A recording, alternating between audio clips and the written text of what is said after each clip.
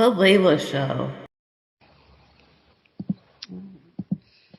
Bienvenue to The Leila Show, a podcast where we connect with fascinating individuals and creators from all over the world to share stories, experiences, perspectives, philosophies, and unravel the fundamentals of existence with your host, me, Leila Ziari. And welcome back to another week of The Leila Show. Today we have Trang Pham Nguyen, who runs the Happy Healing Shop, a metaphysical and spiritual lifestyle company where she teaches and combines intuitive techniques and abilities to heal others. Trang is a palm reader, Reiki energy healer, breathwork and inner child workshop facilitator, and spiritual business consultant. She believes in bringing people comfort, closure, clarity, and guidance in a safe and comfortable environment at her online community events where she teaches about many topics like reincarnation, Reiki, inner child healing, breathwork, tarot, psychic abilities, and many more. So awesome. Very cool. Welcome, welcome, welcome. Thanks for having me here, Leila. Yeah, thanks for coming.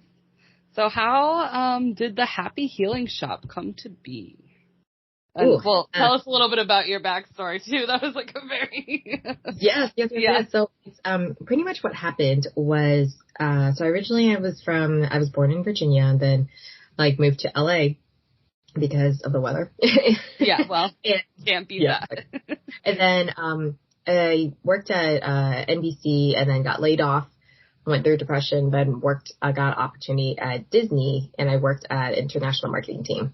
And it wound up being one of the most toxic teams ever, toxic boss, everything. I was an executive assistant, was bullied and my mental health took a toll. It's just awful. I think Devils Wear Prada, but that level of oh abuse no, slowly gets to you. Because it's slowly over time, right? No one sees it and then it kind of breaks you down. So that's how it happened. And there during a short stint, we had a contractor come on because someone was going on maternity leave. And that was my former or ex-business partner. And she happened to be psychic. And how I found that out was we were running a conference. And so the sessions were going on. So we were actually just sitting outside talking and somehow, we just talk about so many topics. I started talking about my grandpa in Vietnam and how he palm read. And I was so interested, fascinated and all that kind of stuff. And then she opened up to me saying oh, I'm a psychic, but I'm just kind of, I guess you could say closeted. I'm not I don't. Right. Not actively practicing. Yeah. Exactly. That. And I was like, what? This is amazing. And then we started doing psychic nights at my apartment and, eventually we made it virtual through the pandemic and everything like that. So that's how it all got started. And then we had we split up this past December. And so now it's become more of a lot, I had to learn how to pivot with what I had to offer. And it's Reiki energy healing or just inner child healing, which stems a lot of our anger or our self-confidence issues and stuff like that. It all stems from inner child, and how we were treated growing up, which I'm sure you can relate because we both have ethnic parents. Yes. Out there. And then it's been geared. I learned that there's a lot of people that could benefit from healing that. And then there's also people where I have happy healing hour where it's a happy hour with spiritual people and we talk. And that's one of the best, actually the best events because I think a lot of people just miss connection. They miss being able to talk to people without being judged or finding friends that they can get along with. Well, yeah, I think that's so important, just the community aspect in general, because it's we can all go out and be, but it's it's so important to find a tribe that resonates with you. Whatever it is, on the same, somewhat similar journey, because that's so important.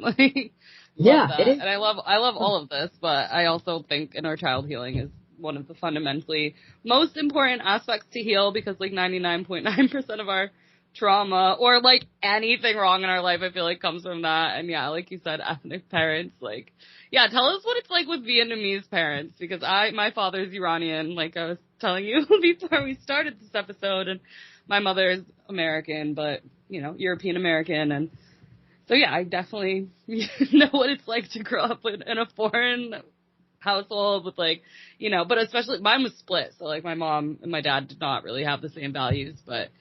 I was going to say, yeah, was it one was, had a different way of disciplining and the other one was a bit more harsh? Absolutely. Yeah. My dad and as I got older, he was definitely harsher, stricter. He pulled like I don't want my daughter like wearing short skirts and like going out, like more just like traditionally like a Persian father, like very protective in like a different way than my mother, because my mom kind of was like overbearingly protective in her own way, but like just on completely separate topics. So there was like absolutely no resonance between their two parenting styles at all.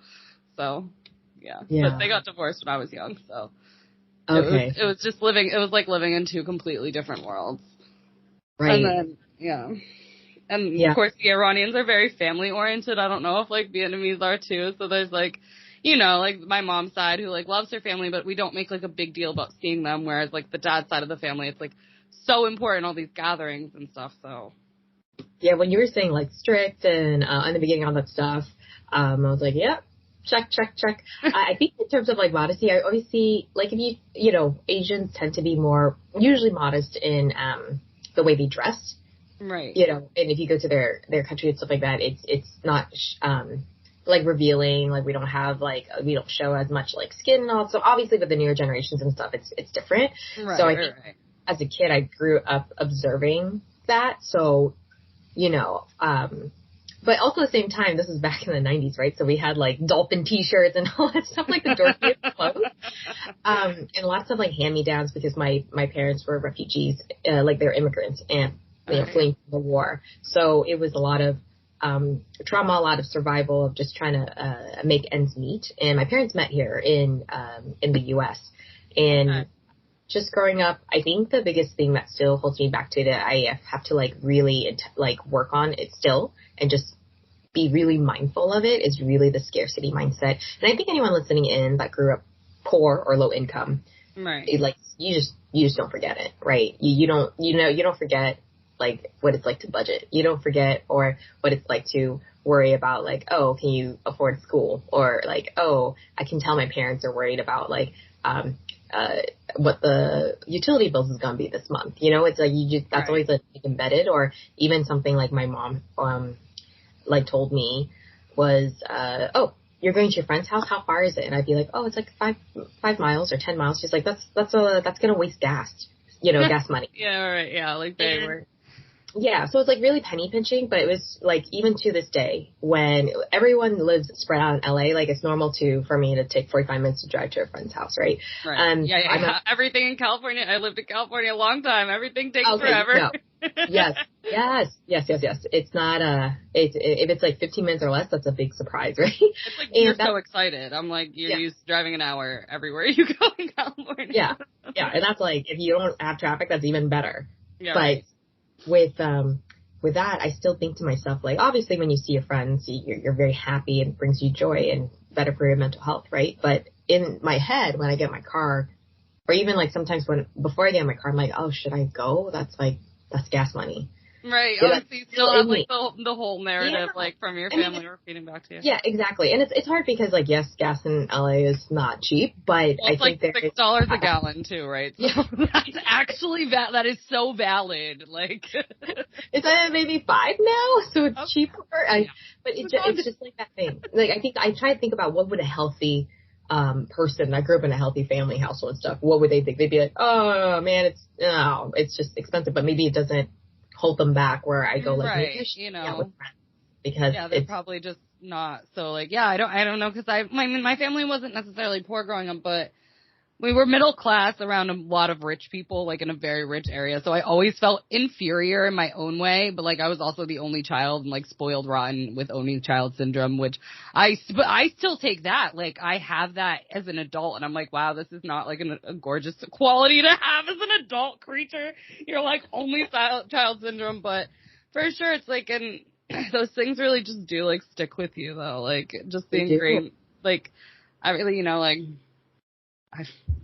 it's like we're learning more about ourselves and like the fact that as frustrating as it sounds, we're breaking the generational family from the cycle, right? Lord, so right. And then we end up becoming that parent later on that might say like, you know, you had it easy because we had to fight through it. I feel like every generation says like, yeah, you kids have it easier, right. But so it's like in a way an honor for us to kind of break and change the world in that sense and change the family dynamics, but it's not easy, sometimes it's like not the easiest thing to sign up for. I used to get sometimes I would get very mad and be like, fuck you, Cosmos, like this is not what we're trying to do right now, but because it is, like, I wonder, like, a lot of mine in this lifetime is my mother's actual, like, which is funny because, my dad did escape oppression and, like, he escaped war, too, in Iran, like, because he's Baha'i and not Muslim, so, like, his family was, like, he didn't want to go to war and didn't want to get killed, so he escaped. Of course, I'll never hear the full story or really get it because I don't know if your father's like that too. Like the men culture is very like closed off. Like they're not very open-y sharing about the stories and stuff. Like you got little bits, you got little breadcrumbs. Yeah, and I'm like 30 and it's like I got like little bits like here and there with so many different conversations. I'll be like, oh, how about this time and that time, and then I just kind of wrote it down and right. And when you hear the whole story of just like the atrocities that were committed, and like you just think, wow, how can humans do this? Right. And so it's hard because you feel for them, you feel for your parents, and you think like, how would I have gone in their shoe? Like, like they've come through so much trauma or that kind of stuff. So of course they're going to put it on us. But sometimes you're like, can you just back off? And I think the part that I find, at least as a female in an Asian culture, you know how the son is more prized or they're treated slightly differently. So that adds another frustrating layer on top of that. And so I remember having other Asian female friends. So they were daughters, and there was like an overall sense of like, I need to move away from my family because I can't stand this anymore. And the struggle of like, I financially can't do it, but I can't wait one day to move out.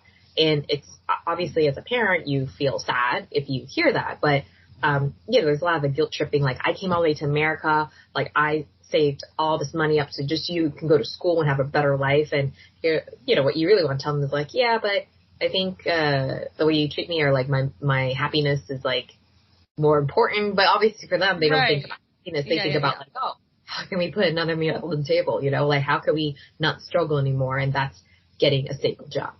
So right, exactly, and that definitely comes with you. And I mean, like, yeah, and of course, like they did have struggles, and I feel like I don't know what your ancestors before that, but like it usually spans. It's just like usually a whole cyclic cycle. I feel like with patterning in general, but of course, like not every generation immigrates to this country, so that's a whole other battle. But I feel like the ingrained like mindset and stuff is just so beyond just this. Like I know I'm doing stuff from my grandmother's grandmother, just like all this toxic fucking shenanigans and activities and codependencies and like, weird all of it. But, and of course everyone has it hard, but we do too sometimes, it's like, it ain't easy for us. Like, yeah, maybe, I mean, I can't imagine like escaping like persecution from my country, but I guess I don't, because I'm immigrating to France right now, and like in the process of doing that, just because I've always wanted my European passport. I made the mistake of like, I was having a really hard time my first year, and I told my dad, I was like, well, you'll understand because you're an immigrant, and he like freaked out, hung up the phone, he was like, it's not the same thing because I had to, like you chose to. I was like, oh, I was just trying to like resonate with you and like connect with something that like not many people like understand, like how hard it is being in another country and like relearning an entire culture and just being like the only one of one in like a place who's like you. And he was like, no, I'm not doing that. He was like, absolutely not. You do not get that justification. I was like, okay. And that's the thing. I think that the part that's frustrating is, let's say if we even did a family therapy session, there's so much sometimes pride and ego in our parents, probably even the dad figure too, where if a therapist was to point out that, hey, what you've been doing wasn't the best, I've had a friend that actually did a family therapist session. He wasn't there, but his siblings told him like it just went so bad. The parents just got up, started screaming, blah, blah, blah. And they're like, okay, never again. So it's hard because some people will not change. And I think that's part of the difficult journey of being, because I know there's some people that say like, oh, they feel guilty leaving and, they want to like help their family and don't feel like they're abandoning them. But then there's other people where I've had a friend where I helped and I said like, hey, she felt so much guilt leaving the family. And when I say leaving the family, like moving out to her own apartment, right? Yeah,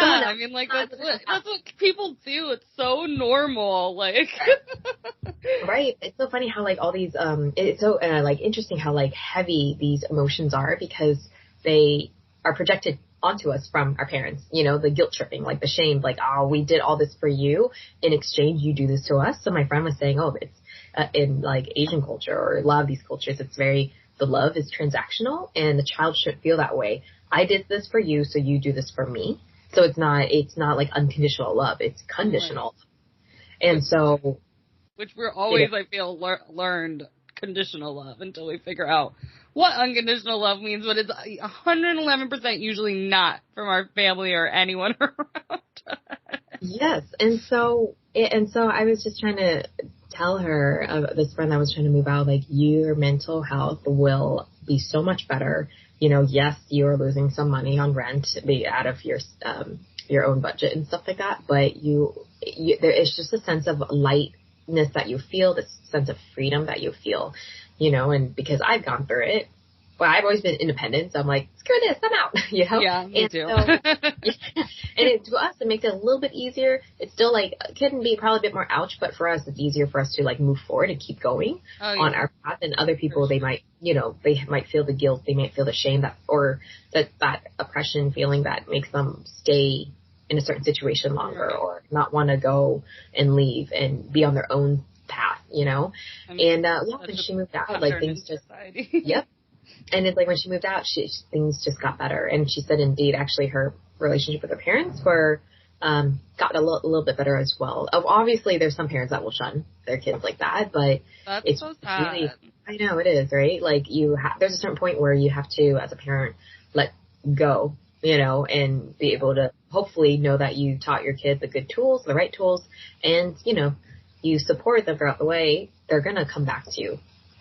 Right, and they're going to, like, actually want to, I mean, that's what I found, like, you know, I mean, I left when I was at the right age of 18, like, couldn't wait to just go to and live a big, grand life of adventure, and, I mean, I've been traveling pretty much, like, I mean, I've stayed in one place for years, like, I stayed in California for years at a time, and France, but, like, I've been moving around so much and, like, been so far away from my family for most of this time, and it's, like, that was so normal to me. And now I'm like 30 and I'm like, all right, I value this time. Like, I want to be with you, like, more. But it says you have to let people leave to come back. And, like, it has, like, I don't know, nobody needs that guilt, which it is. It's like the guilt and the shame and, like, the oppressive cycles, like, but I feel like a lot of that too, like, especially when, like, immigrating families, because they had to leave their family behind too. So I feel like there's a lot of just, like, that unresolved trauma of, like, leaving your native home and leaving your family behind and, like, because you have to. So it's like, if you don't have to, like, why are you not, like, with us or whatever?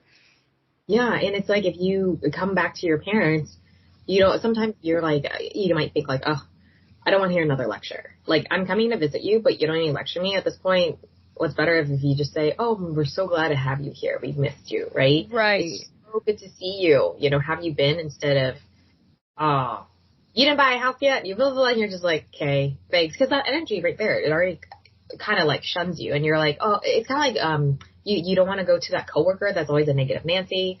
You know, you just want to avoid them because you're like, dude, you're bringing my vibe down. Or even right, like a friend, you're like, oh, man, every time I hang out with Bob or whatever. Yeah, Bob, I just leave really, terrible mood. You don't enjoy it. Yeah, you leave with a terrible mood and you start thinking like, maybe if I've done this like 5 times in a row and I still don't enjoy it, maybe there's, is it time for me to change something, you know? Time for you to leave Bob behind. Unfortunately and unfortunately, like, families are harder to completely, but you can distance yourself from that, but it is, I mean, I find that too, like, I don't want that energy. Like, I understand that they probably, people just mean well, or they don't, but most people, I think, genuinely, in general, have good intentions behind, like, their oppressive, codependent smothering, but it's yucky energy. Like, I don't want that in my field. Like, I want to feel good. I want to, like, yeah, of course, I could have a house and, like, make babies or, like, have a stable job or do anything that made sense with my life at all. But I wouldn't be happy. So exactly. And I think, like, people there's a quote that someone once sent to me, but it was like, we cannot live the life that others wish us to live. No, we should never do that, ever. Yeah.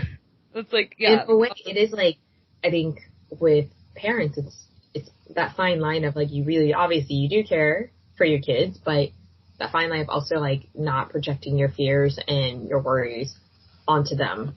Because, you know, in Asian culture, there's a stereotype of like, be doctor, be you have to go be a doctor now. Yeah. And I was like, yeah, it is true, because it's you make money and you're stable, but there's no, even if you hate the job, it's like, well, you're making good money, you know? In reality, that's not the case sometimes, because they're like, well, it's 10 years, I'm still in debt from student loans, right? So right. It's not. And med school isn't that, like college in general. I mean, I didn't go because it's just like, unless I was going to be a doctor or something, I literally couldn't justify the means of whatever stupid payment that I'd be paying for the rest of my life without a career, because I have enough degrees. Like, I have a Reiki certification. I have a yoga certification. I have a real estate license. Like, I just have licenses on licenses on licenses. Like, and I don't use a goddamn one of them really, other than like for myself. or if the situation arises, but it's not like I'm using those like in a like constant, like, so it's like, God, I can only imagine if I went to college and did that with the same thing. Like, at least certificates are only a couple grand, and like, you pay out of pocket, and there you go.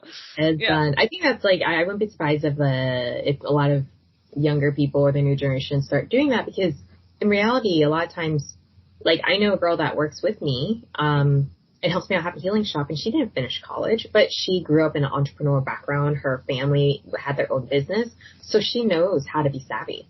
You know, and She didn't learn that through school. And I graduated with a business, undergrad, but it was just like, none of it was, it's all like textbook stuff. In the real world, you learn the stuff, you realize like, you can learn all the stuff, but school does not teach you how to deal with politics. No, or life itself. That too, exactly. So it's like, you know, the cost in U.S., the cost of education is just painful. So, you know, if that, like what you said, like you imagine if you just did 4 years of school and you had 50 grand in debt and still paying it off until you're 50, or even go file for bankruptcy and you can't even get a house and a car now, you know, so you might have dodged a bullet right there. Those things anyway, but imagine with my, credit, I don't understand, but that's a whole other conversation about how flawed the system of everything wrong with this entire nation we call ours, but that's probably for another day. Yeah, but debts and stuff, so no schools. But it's like, because I just feel like, I don't know, I think parents are getting away from that too. I mean, maybe not so much like traditional, it depends where you're from, of course, and how invalued but I feel like even parents are like, yeah, my kid really doesn't need, because this debt's gonna fall on me now. If the kid doesn't get a job, not necessarily, but I know, like, my mom's husband, his daughter just went to college, and he's been helping her throughout the whole thing. Like, it does fall on the family, if they can, to, like, now do that, too. Right. So, like, it just doesn't make sense. Like, just do what you love and love what you do, and whatever path that is, like, as long as you're not hurting yourself and other people, then everybody should be thrilled about it. Yeah, and the thing is, I think people don't realize, like, yes, it's going to take a while to figure it out, but even adults, how do I say this?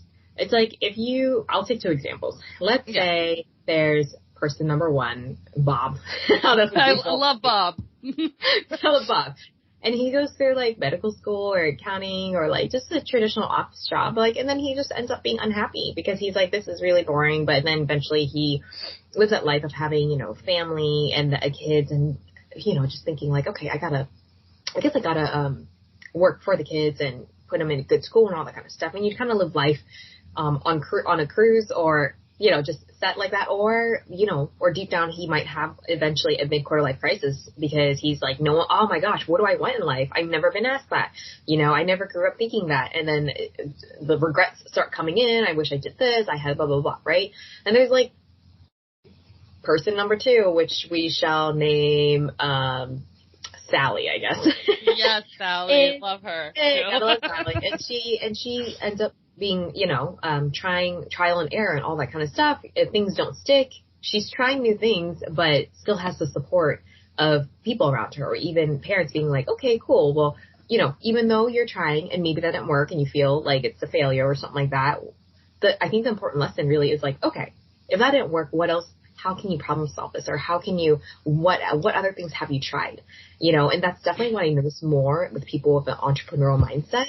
Instead of like, oh, this is a failure, why don't you go back to a 9-to-5? That person might not even thrive in a 9-to-5, or like at least allow them to experiment. So, because a lot of times when I do like spiritual business coaching, I see like they have great ideas and they just need a little guidance to tweak it, and it'll be something that clients want, customers want, and to buy from them, right? But a lot of times they get shut down by other people being like, oh, I don't know, are you sure about that? And I'm like, just, you know, and it's really hard because when I started out at Happy Healing Shop, one of the biggest mistakes I did was telling people about it. I was just about to say, I've learned in life to keep my mouth shut now. I'm just I don't want to tell a goddamn person anything until I have it done. Yes, exactly. I think that's like if I told any entrepreneur, like in the beginning, you might be excited. You might be like, hey, I'm starting this new thing, this new project, or this thing on Etsy or whatever. And a lot of times people will be like, oh, okay, you sure about that? Or it's like, is this supposed to like replace your full-time job or something like that? And a lot of people, probably in most people's network, are used to having a full-time job, you know, or a stable job. And so those people I noticed would say things like that. They would say like, oh, it was like all geared towards like quitting or going back to just so the negative office. And it's so uninspirational, and it just makes you question yourself and leads to a road of self-doubt and deprecation, and then sometimes you don't even get to the project done, and that's just so negative, like to have that, like, so don't tell anyone. Rule number 1, don't fucking tell anyone. Don't tell anyone for a while, and or tell people that are also entrepreneurs, or they might be in the same group or like coaching program, things like that, because, you know, because you're surrounded by people that are all going for their dreams, their goals and stuff like that, but it needs a little refining, a little bit tweaking, and that's really it, or a little bit guidance, because a lot of people do have great ideas. They just need an outsider's point of view to kind of point some things out or point out some blind spots. Okay. But it helps when it's an outsider like you, like who are just a neutral party. You're Switzerland. You have no attachment to this person's soul journey and their spiritual path other than guiding them along the way. But no, like, emotional, like, familial, judgy, whatever. Exactly. You're completely third party. Yeah. Yeah. And so I think, you know, my advice would be talk to other entrepreneurs that have gone through it, because this is a good piece of advice I got. Don't ask for advice from someone that doesn't have what you want.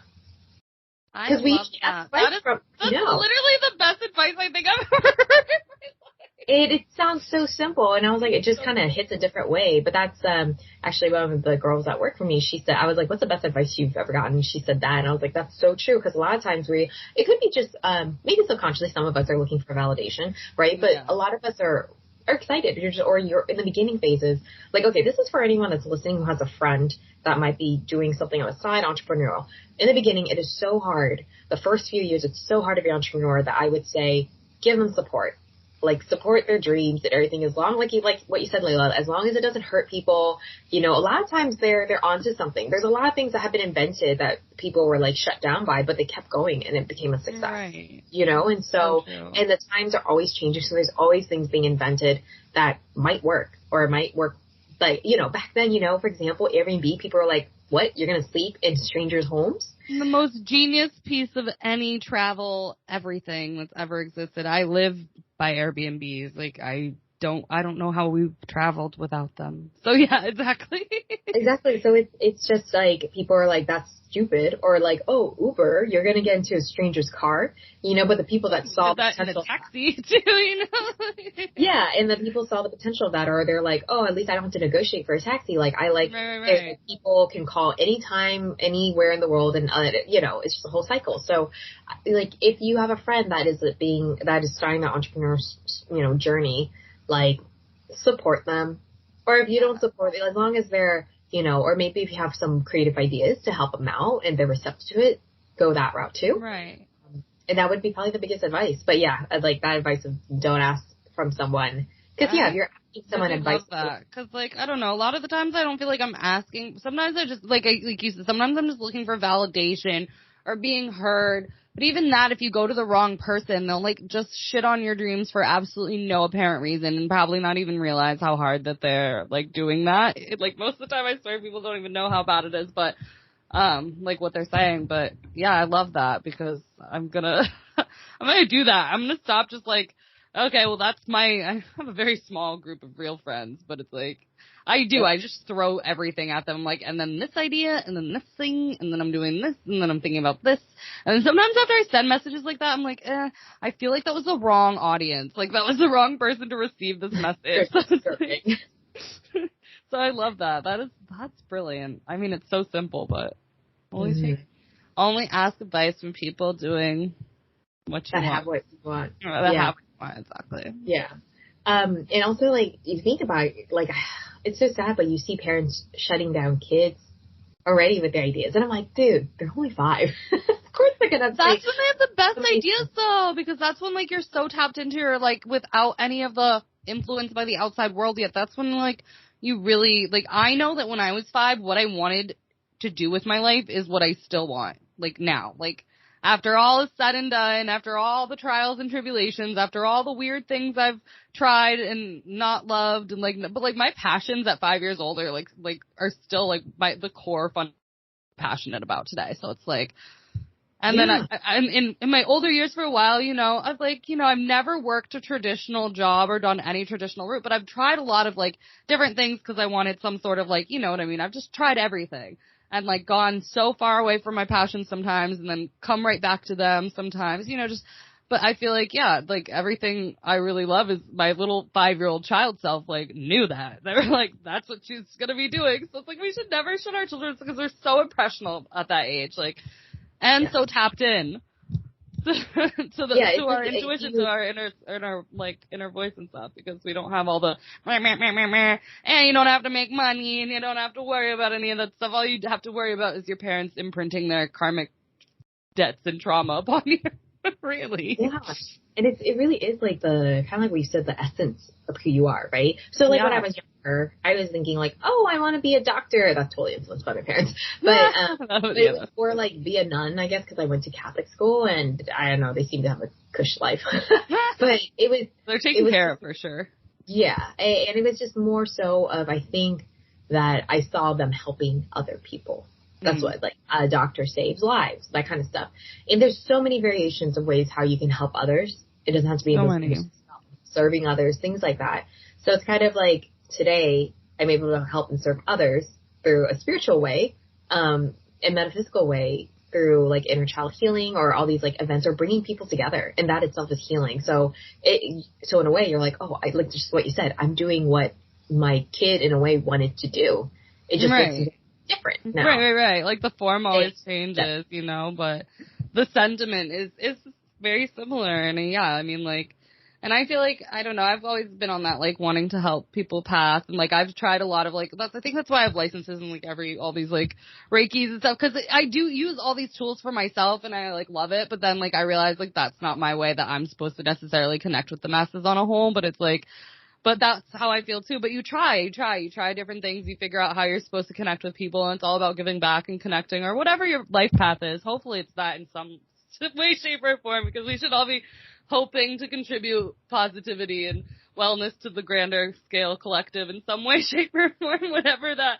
But it does seem like doctors are great. We need doctors, you know. Vets are great. We need veterinarians, but we don't all need to be one of those. Like, you know, there's a billion ways to help people, and I think spiritual help is one of the most important things, because a doctor's never going to fix your inner child wounds. So when you go, like, keeling over with this phantom illness in your body that can't be cured by anything, well, then you gotta go to your spiritual healer and do some metaphysical and soul searching. Like, go on your journey, girl, cause, okay, Sally and Bob, like, go on your journey, cause the doctor ain't finding anything wrong with you.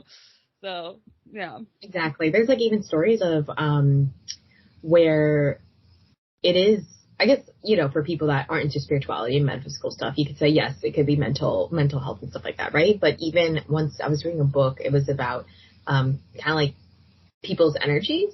And there was a kid that, you know, just had, like, I think one of his parents died. And they were wondering, like, what's wrong with him? He started getting lesions and all that kind of stuff. And, you know, finally went to a holistic doctor. And he was just, like, you know, questioning, not just looking at the body, but just questioning what the boy has gone through. And then, you know, when he's like, oh, I just had death in the family, he's like, this is your body grieving.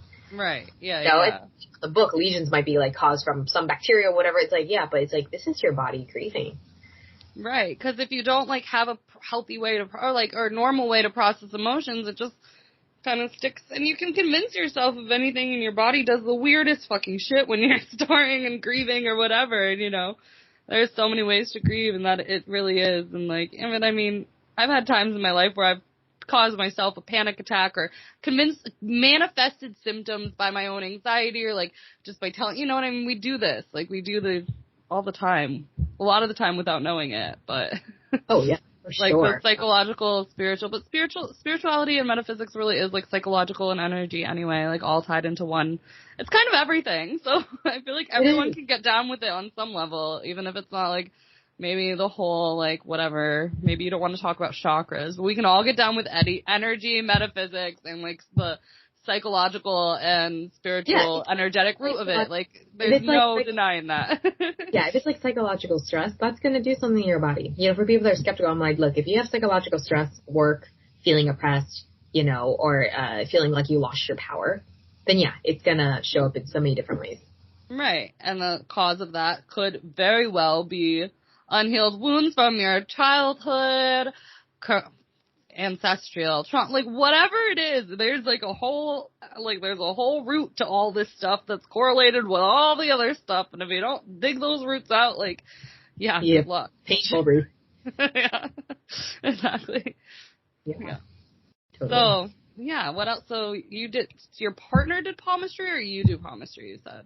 I do, and she did tarot and psychic mediumship, and I did more so palmistry, but when we were doing business together, really I was keeping everything together, tied together on the back end. You know how there's like someone on the back end doing all setting everything up and everything. And, but it's behind the scenes, so you don't really see it, right? But it does even linking accounts together, making sure everything's automated and everything.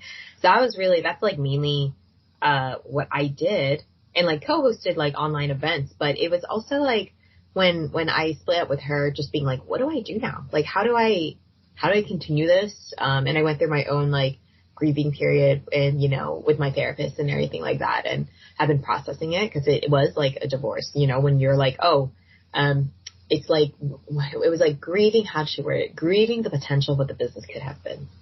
Just like how someone gets married, they're like, oh, I thought you were going to be the one, my husband, my wife, whatever, and we're going to have a house and blah, blah, like that. When you marry someone or whatever, you kind of have those thoughts there. And then when someone gets divorced, I know some couple friends are going through divorce. So it's going through the same journey, really, of just the cycle of what could have been, what was, the potential, the loss. What's the next chapter going to look like now? How do I move forward? That kind of stuff. So, all that. But I will say there are some people, and I did think oh my gosh, people aren't going to follow me anymore. And I remember someone saying the businesses always change and it's normal to lose people. And then you have to get, and also you'll need to gain new followers and stuff like that too. And that's okay. It's kind of like saying if Blockbuster died because they didn't, they didn't change themselves, Right, they didn't adapt with the technology of the time, so there they went. And if you do that, if you just stay the same, and you don't keep up with things, or see how the world's changing and what people's needs are, then it's not, it's not gonna work. Yeah, you gotta wear all the hats, be a chameleon, adapt yourself. I think that's the thing, I forget, you wear so many hats when you're an entrepreneur. And I think another thing is just, sometimes it's just really discovering the path, your own path. So for me, I was thinking, I guess I'll do healing workshops and breath work and all that stuff. And that's how I got into breath work training, because I was like, what events can I make for people to come? And that wound up helping so many people, because breath work really gets all that energy out. Fantastic. Yeah. Yeah. Totally recommend it if it works for you. Yeah. And then after that, I was, decided to do a happy hour. So it's called now the Happy Healing Hour, the happy hour. And then eventually when I kept doing it, we do it once a month, and I realized wow, people are starting to connect with each other. It's kind of like hosting a dinner party with strangers, and you're just I love that.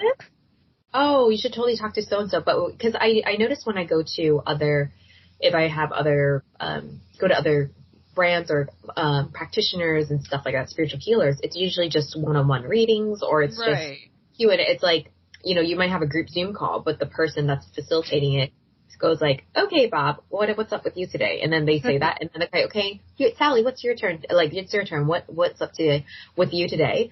Or like, what's been going on with you the past month? But for mine, I try to have people in the Zoom talk to each other. And that's how you build community. That. And it's slowly over time. It's just like at work, right? No one says like, oh, I became friends with Kevin so quickly, like overnight. It's like, no, it's usually like you go to the water cooler and you're like, hey, what's up, man? Or hey, Kevin. But yeah, hey, Kevin, like, yeah. And then you just eventually you smile, you say hi. And the next day it's like, you kind of see each other again. You're just like, hey. And then eventually you might make a small conversation. That small talk turns into like, so what'd you do this past weekend? And then someone would be like, oh, I just went to France. And you're like, oh, snap, what? Yeah, really cool. And it really is slowly over time like that. But that's how you, I think, my opinion, build really deep and authentic relationships and conversations. And that's what I see happening in our happy hour. And it wound up being surprisingly one of, like, I think my favorite events because I was just like, okay, we'll just try this, and, so yeah, it's nice when you're like, oh, cool. People are connecting and everyone feels cool, safe. Everyone's lovely in the community too. There's no one that's mean. And if they are, I would kick them off of Zoom. But everyone's you have to. Yeah, you got to moderate. And just sweet and supportive of each other. And so other people look forward to it too. And that makes me so happy.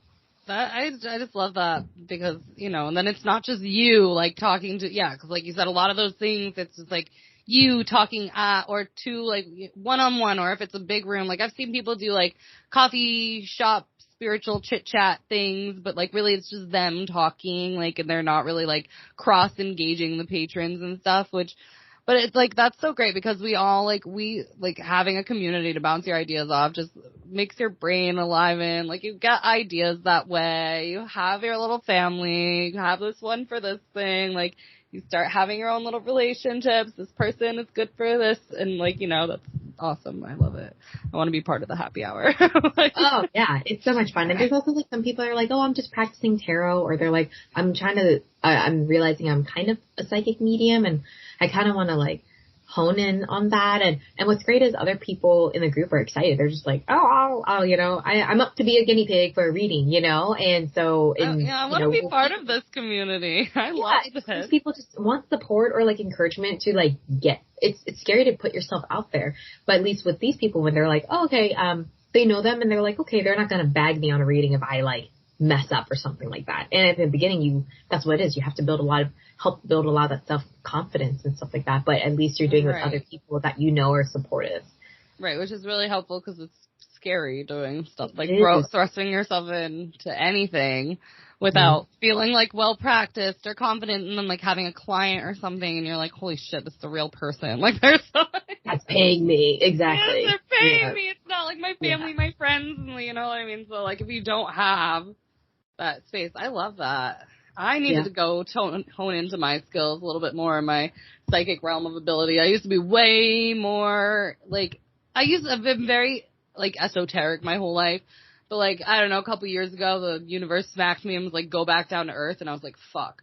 I was like, I've never been here before. And I'm 27 sitting here like I've never actually lived on this plane of like in any sense of the word. But I still, like you live half in and half out really, but I'm very grounded at the moment, like in this earthly existence, like really, really earthy at the moment. And yeah, we kind of miss the esoteric wanderings of my mind and like being more tuned in. I mean, I'm still like, follow the intuition and stuff, but you definitely used to be very much more psychically connected and like have really more weird occurrences and happenings and I want, so that would be nice to get that little bit, like, more balanced. It's always one extreme or the other with me. I'm, like, never balanced one way or the other.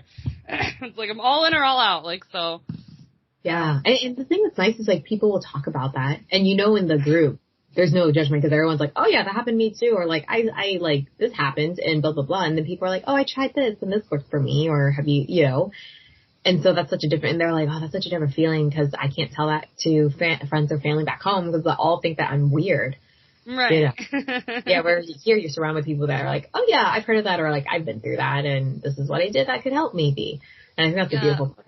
That's so beautiful and so helpful, because it is. It's like, I mean, at this point, like, even my family, like, they know I'm quote-unquote weird to them. Like, there's no judgment from, like, there's no judgment at this point from 99.9% of the people in my life, or all of them, but that doesn't mean that they actually understand what I'm saying. Like, they'll let me say it, they won't call me a weirdo, and I won't get judgment, but I will have no actual mutual understanding. It's just like I'm talking a different language when I'm talking about these things. So it's very helpful to have a community that doesn't look at you like you have 10 heads on and, like, are, like, waving a tail, like, have a mermaid tail and, like, are hopping around on Sasquatch's back or something, because I swear that's how they look at you sometimes. Like, yeah.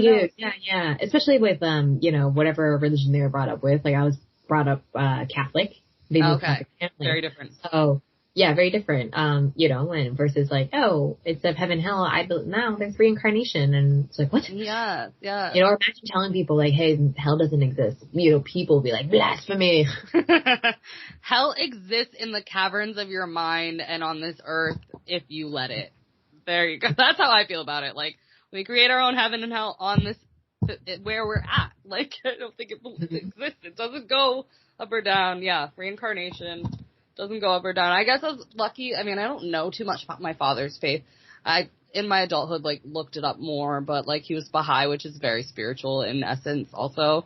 And I guess I just learned this last night hanging out with my cousin. Like, the Baha'i symbol is like a 7-pointed star to represent everyone, like every one of the main religions, and like the principle that they're all valid and they all exist as one entity, which is just how I feel about it anyway. So it's like, it's interesting as I get older to learn this, because it's like, oh, this is how I felt my whole life, and that's honestly where my roots really are, which is like really cool, because like I said, my Iranian side of the family, like, there was some big deaths when we were younger, and a lot of splitting of not seeing each other a lot. And then I never, because my mom's very Americanized, like, I never got to know anything about that culture, like, from my dad, like, nobody. So it's very interesting as I get older to, like, see how that's such a part of me without even knowing that was such a part of me. It's, like, so ingrained in my DNA. And when I remember, like, with religion when I was younger, I was thinking that,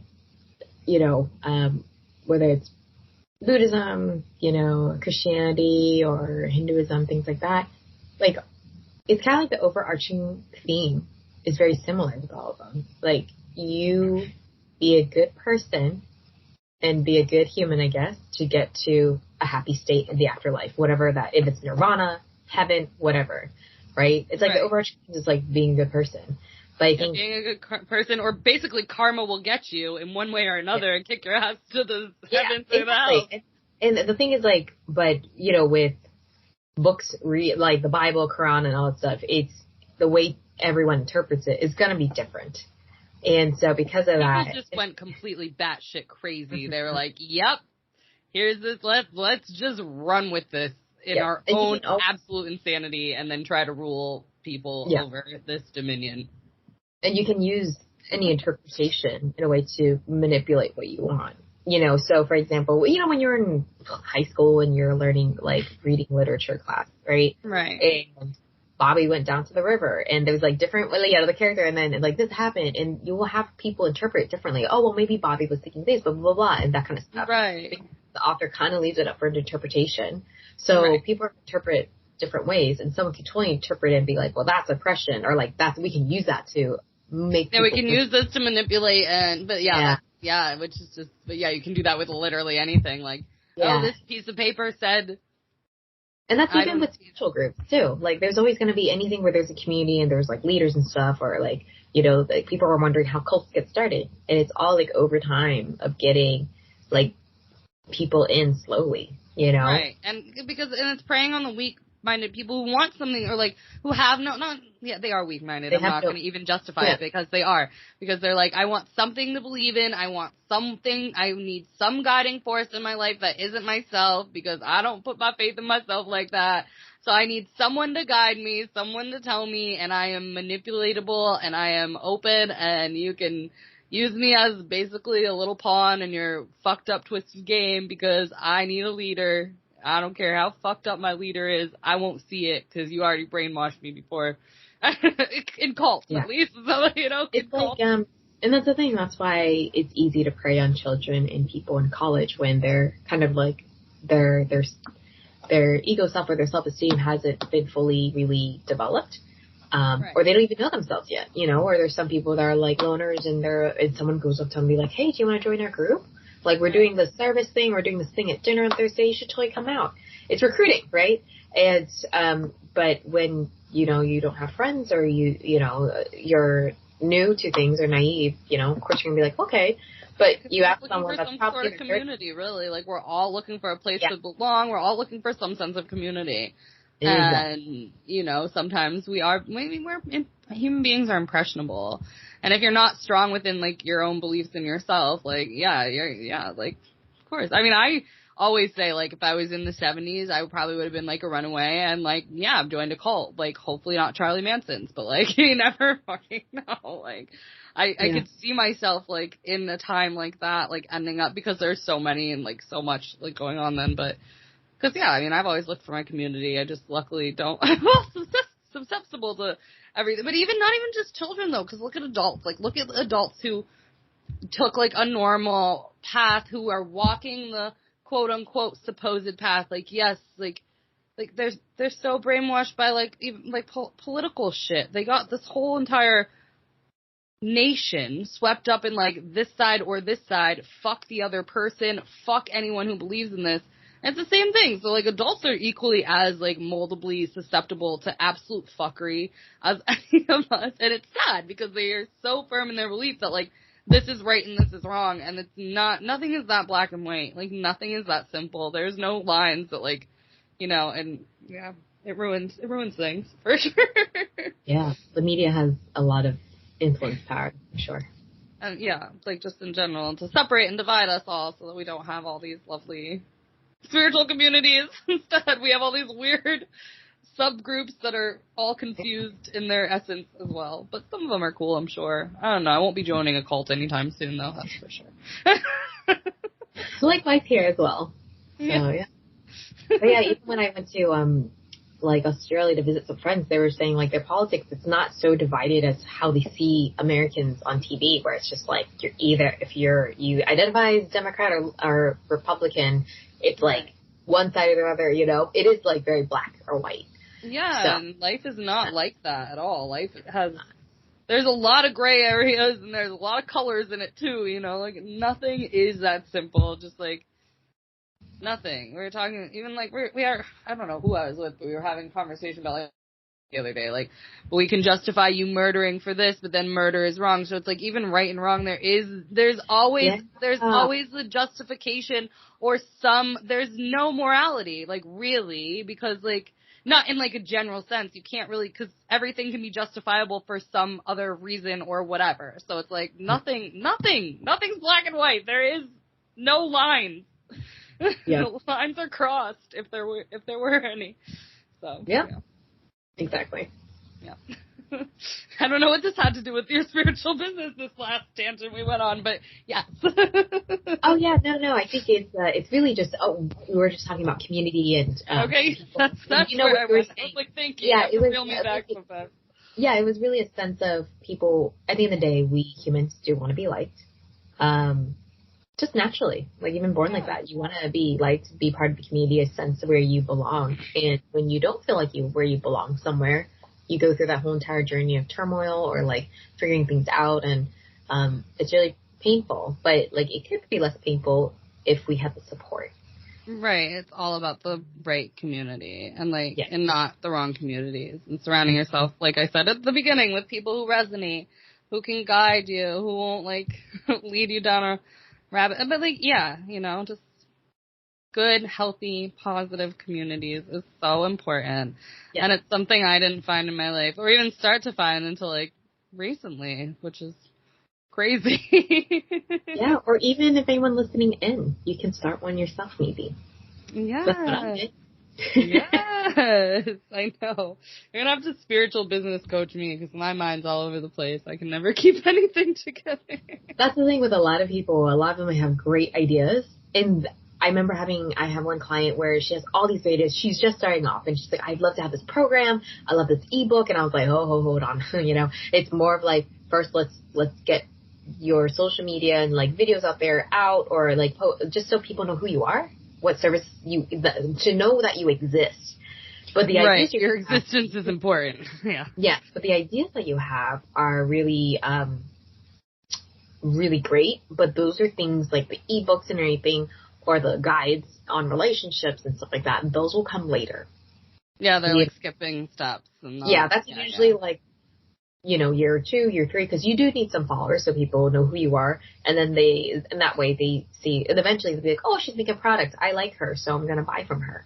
But it's not usually like something you just publish right away. Like even when there's an author that goes on a book tour, they go on a book tour. They don't just say like, all right, I finished my book and made it. It's like you go through this whole like book tour, or just like talking more about your book. You're going to readings and things like that.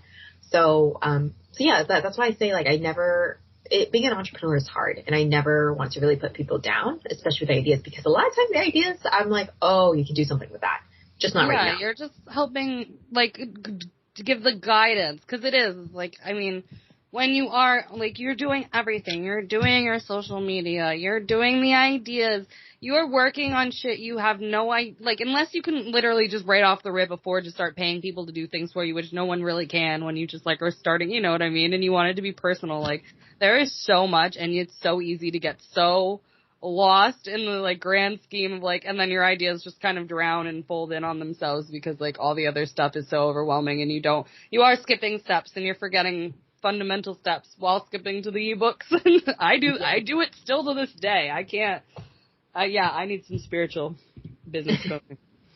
A lot of times it is just like having that guidance of being like, like I've been through that process, and really, it's just finding the ones. And a lot of times people are like, I have so many ideas. Which ones do I try? Which ones do I stick? And you go through a whole process of like finding out what your audience wants, Because sometimes the thing that makes it really sad is when you have it on your mind and you make it, and then when you tell people, they're like, that's not something I really care for or want. And you're like, oh no. That's true, but then it's like also the cautious, like the conscious manifestation, like manifesting, like building your things based on the clients that you would want, and creating a product based on the people you want to work with anyway too. So which is like the other side of it. But how do you know? How do you know when you're getting started? Like, how do you know? I don't know what anyone wants still to this day. Yeah, there's a podcast. Because there's somewhere that's just like, oh, spiritual, and I'm like, yes, but you still also have to do the work of the business side too. And I think people like that it's combining a beautiful balance of both of those. Because I would say, for example, you can call in and manifest, like set the intention to call in the types of clients you want. And it's not like, oh, I want a client that wants to buy my my ebook. No. Like product is just more of like, I want someone that is able to pay and see my value, and also like wants to be on this healing journey or whatever it is that they want. Like, people aligned with the journey who are never going to question what you're like, yes, I want this. Yes, I can afford it. Yes, this is my person to help me on my journey. You want that. 100%. Yeah, exactly. and then you'll get the followers. And then once you get the followers, then, that's when you get to know them more, whether it's like an event or a happy hour and stuff like that, and be like, what are you guys looking for? Like, and then they're like, well, I actually am interested in this, and this. And you go like, oh, okay. And so there's a whole like vetting process of that, or like not an interview, I'd say, it's sort of an interview, but like it just being like, oh, so why'd you join? What made you want to join? And you can use that as being like, oh, I never saw it that way. And that's how I can, in a way, explain to other people what I do, why they will maybe like check me out, things like that. Yeah. I love it. I love the happy hour. I love all the ideas. I love the conscious community. I want to be part of it. Wow, we've already been on for an hour. I don't know how we did that already. Yeah. Well, the conversation's good. I know, right? Every time I'm on a podcast and I'm like, oh yeah, it's been an hour. I'm like, I know I liked what I was talking about. So yeah, is there anything you want to like tell our guests before we wrap off this episode? I mean, other than like work with you, you do a lot of things, as we've only touched upon some of them. Something to sell my background. You do a lot that like we've just scratched the surface of, obviously, because I have the list of like your business stuff. So, to find out, there's like a lot of free resources we have, like guides and posts and stuff like that a lot of people ask us. And also, so that can be found at thehappyhealingshop.com. And also on our YouTube, we have a lot of, like, it is such a good archive library of information and stuff like that. So that's at YouTube. Our username is The Happy Healing Shop. And again, Instagram, Facebook, TikTok, it's all The Happy Healing Shop. Yes, because you do good business marketing and you don't change your names on all accounts like I have. See, she's already good. I'm like, I have every account I have has a different name. So rule number 1, I have already messed up my business. Yeah. It's fine. It's totally fine. Like, I think it's one of those things, like, it's one of those things where, like, yeah, you know, like, it'd be nice to, but realistically, not all usernames are available on all platforms, so. No, they're not. But yes, Happy Healing Shop is for you, and it's all the same name, which is great news for us and our listeners and you for your clients, for the sake of attracting new clients. But yeah, so thanks for coming. Thank you so much for having me here, and I hope that your listeners were inspired by just the whole journey and making sure that, I guess, that they really, like, if you really can go on your own path, as difficult as it may be. Sometimes going on your own path and choosing to do what really lights you up, what feels deep down is your calling. It's not going to be easy, but it's going to be worth it. So worth it. So worthwhile. I'll keep chasing those dreams, people. Not chasing, aligned to the dreams. Don't even chase them, aligned to them, yes. All right, well, thank you so much, and thank you all for listening to the Leila Show. Bisous, bisous, bisous, ciao. The Leila Show.